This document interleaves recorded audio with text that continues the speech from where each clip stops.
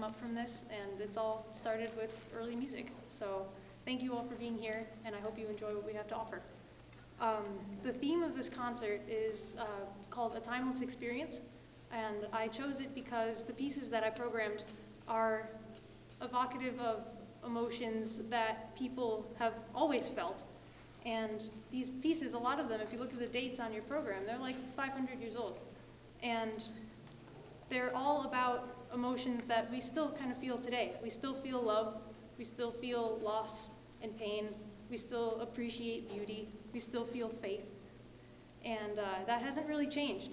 Even though the world and society and culture has changed around us, we're still just humans all the way back. So that's one of my favorite things about exploring this music, is just having that connection to people that we've never met, but we're all still the same. So thank you. Renaissance music, in case you didn't know, is the start of modern music conventions that we kind of have. Music is written by the people and not just the church. So a lot of the topics, usually the fun ones, are about heartbreak, falling in love, and partying. So that's what the people like to write about, because the church definitely wasn't putting that out. But yeah, so music is finally in the hands of the public, and it has been ever since. And it's left behind a really great legacy of works. So our first one tonight is Fair Phyllis by John Farmer, written in 1599. John Farmer was an English composer known for his madrigals. He moved to London and he wrote a set that included this one, and he passed 2 years after. The piece is about two pastoral kind of stock characters. Their names are Phyllis and Nymphes, and they're really popular in like Shakespearean era literature, including this madrigal. And they are young and they are in love. So Phyllis is herding her sheep and Nymphes is trying to find her.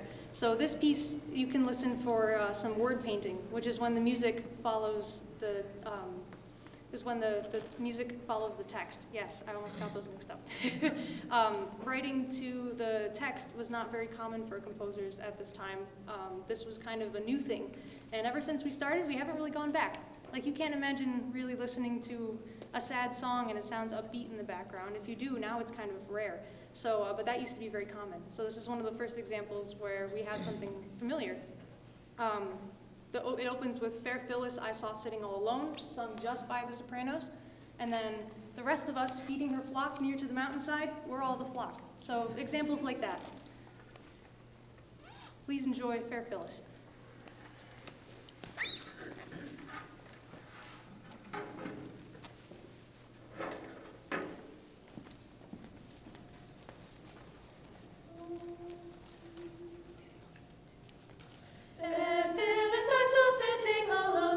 Feeding her flock near to the mountainside. Fair Phyllis I saw sitting all alone. Feeding her flock near to the mountainside. The shepherds knew not, knew not whither she was gone. But after her lover, Nymphes slide up and down, up and down, up and down, up and down, up and down, he wandered, up and down, he wandered, up and down, he wandered.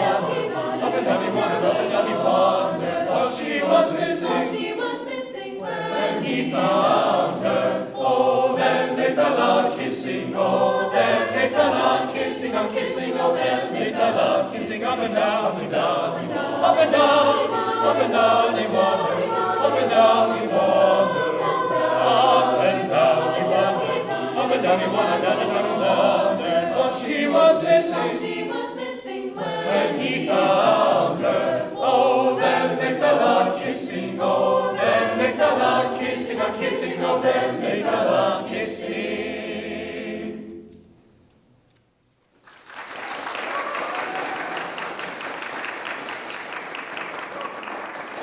Thank you. Our next piece is called Il bianco e dolce cigno, or The White and Sweet Swan, by Jacques Arcadelt. This piece is about the swan song, the legend of the swan song, where when a swan is about to die, it's mute its whole life, except for the moment of death where it cries out. And the narrator of the poem compares this lament, this pain that the swan is feeling, to his own blissful imagining of his own death, where he can probably ascend to heaven. Death had a really different meaning around this time. A lot of people, life was hard and life was short, and so the kind of concept of death was a relief more than a fear to most people, because they could keep living on without pain. So in this piece, the narrator is talking about how death is blissful for him, and if it was painless, he could die 1,000 times. This is Il bianco e dolce cigno.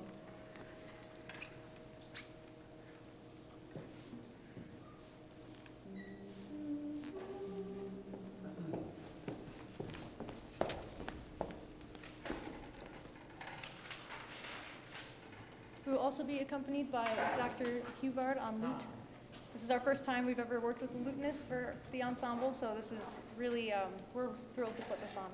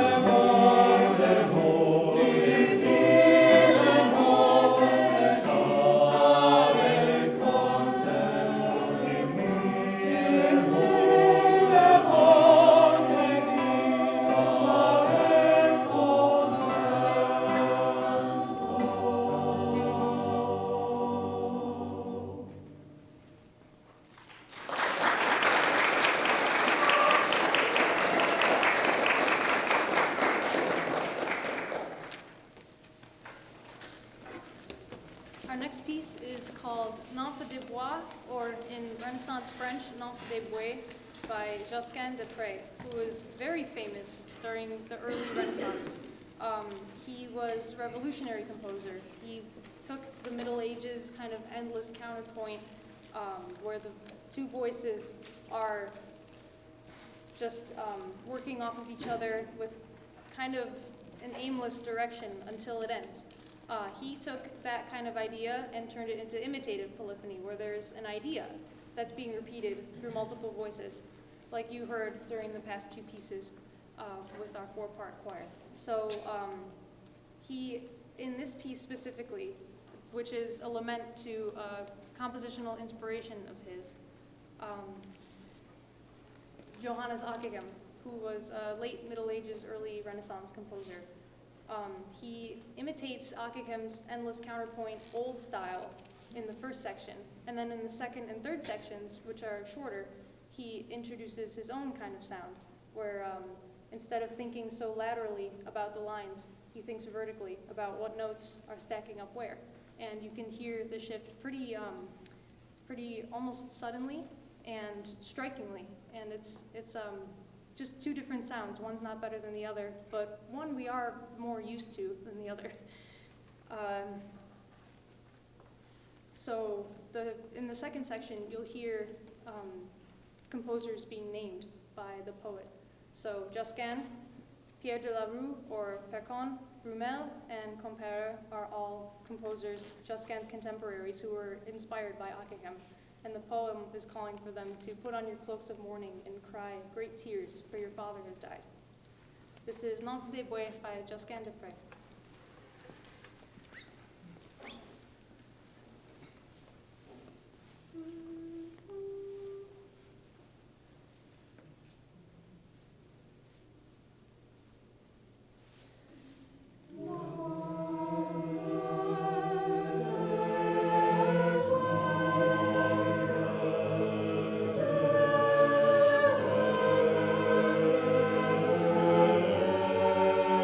Amen.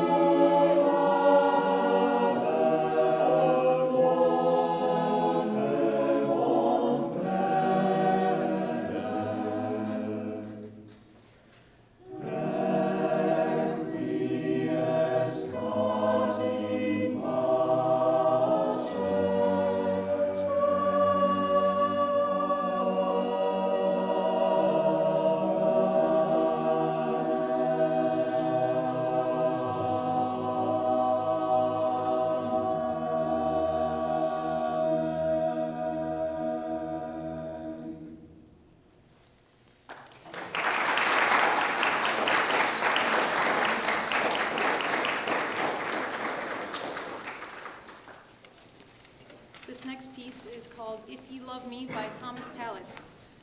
This piece is actually quite famous today. It's very approachable and simply written in the English Anglican Church fashion. Even though Tallis was a Roman Catholic, he still was able to align well with the Anglican church leaders, which were the kings and queens of England, and was able to write standardized hymns for them when the church first started to form in England. So this style is very accessible, is meant to be sung by congregations in church without accompaniment. So it makes it great for both young choirs and mature choirs to approach and kind of find their way into Renaissance music. This is a special piece for all of us. Some of us have sang it before, really love it. Other ones have heard it for the first time, and we really just bring a lot of joy to this faithful, warm piece. This is If You Love Me by Thomas Tallis.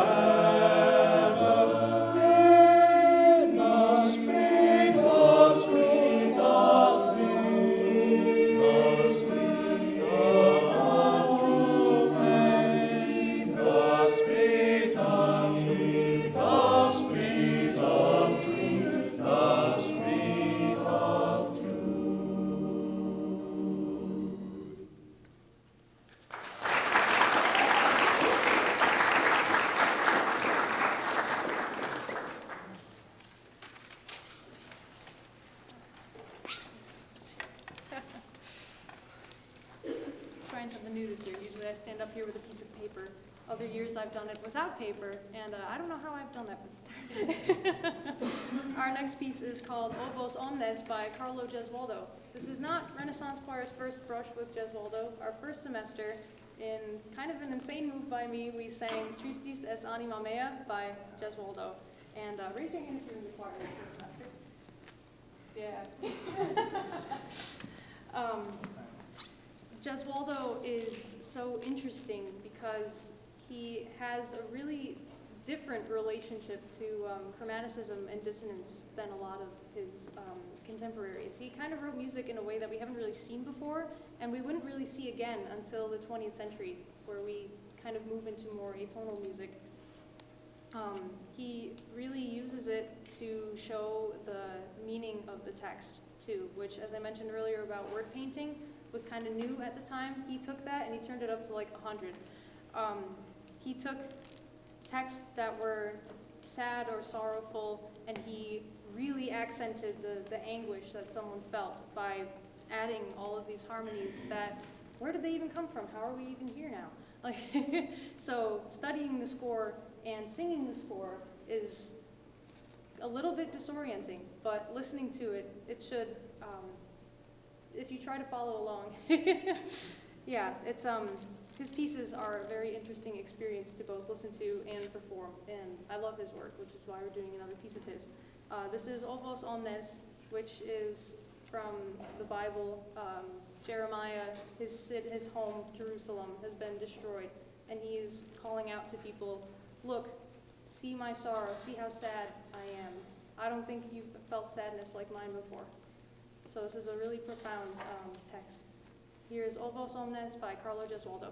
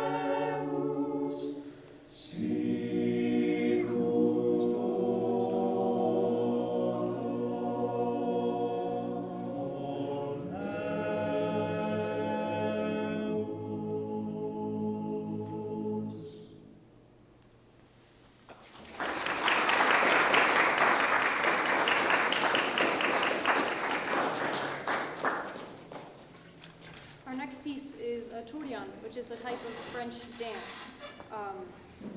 Tourdion is usually paired with a slower boss dance, which is more of a planned, measured, like ballroom-style dance, closer to a pavane. And a tourdion is kind of like a jig. It's in triple meter, it's lively, the moves had hops and kicks in them. This is the best-known surviving tourdion, and it has a very interesting history. So this is Quand je bois du vin clairet, or When I Drink the Wine from Clairet. This was written as an instrumental melodic line and published in 1530. We don't know who the composer is, but the publisher was a French person named Pierre Attignan. So it's usually attributed to him, but he didn't write it.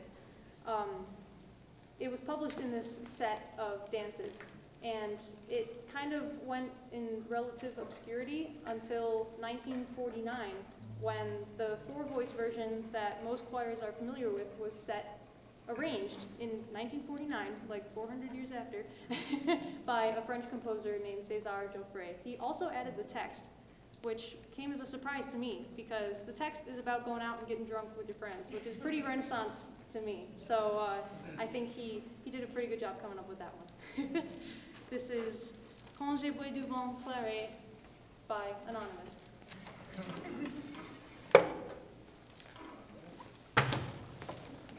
Skip that over, huh? I should have watched first.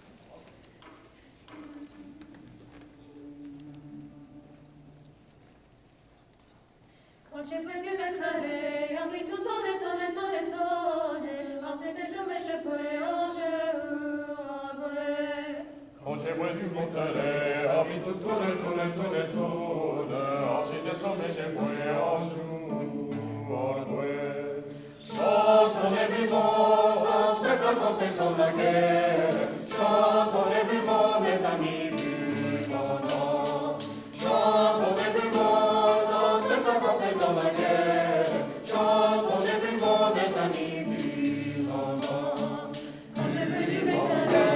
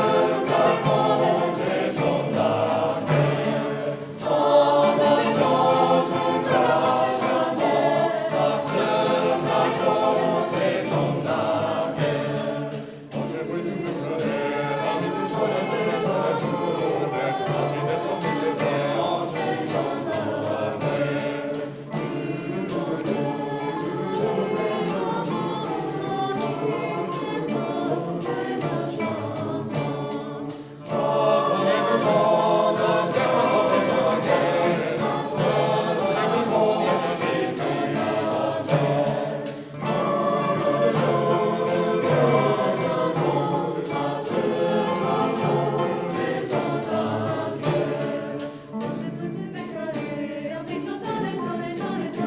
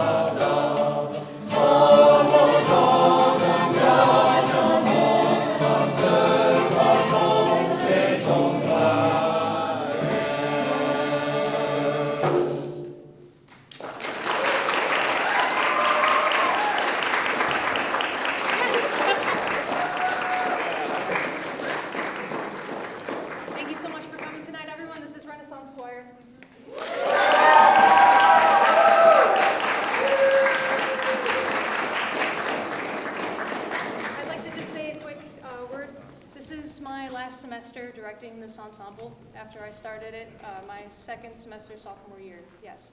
So I started it when I was 20, I'm 22 today.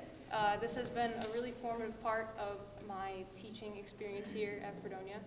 And I'd like to thank everyone who's made this possible, all of you for showing up semester after semester to come listen. New faces, returning faces I've seen in the audience. The choir, thank you all so much for being with me, some of you from the very beginning, and all of you who have come into my life at various points to come sing in this ensemble. I'm so grateful. Thank you all so much for your time, showing up twice a week, giving your best effort for rehearsals, bearing with me through my teaching blunders and seeing my teaching successes. Thank you so much. And It's your birthday. it's his birthday! Happy birthday to you. Happy birthday to you. Happy birthday, dear Meredith. Happy birthday to you.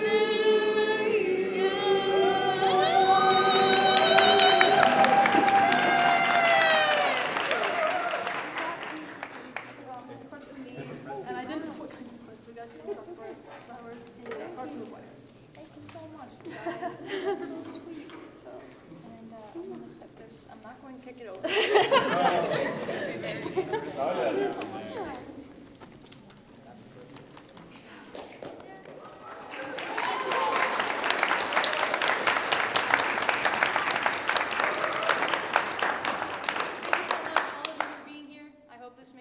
Night a little bit better, your week a little bit better, and I hope you learned something new to take with you.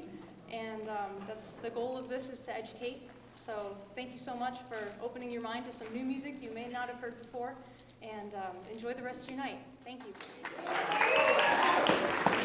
you.